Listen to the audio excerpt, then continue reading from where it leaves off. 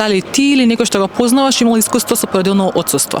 Па јас сум користела породилно отсуство и мислам дека тој закон треба да претрпи некоја измена, затоа што сметам дека 9 месеци се релативно малку и за бебето и за мајката. Јас не сум имала, меѓутоа имам повеќе пријателки и колешки кои што апсолутно имале, да. Не познавам никого моментално.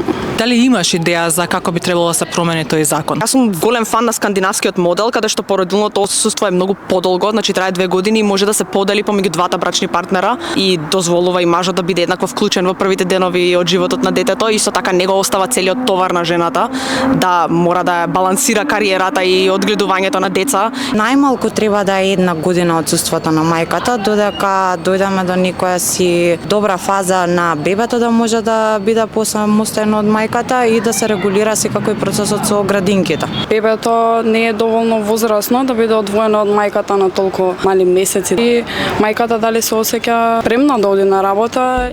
Кариера.мк. Вистинската работа за тебе.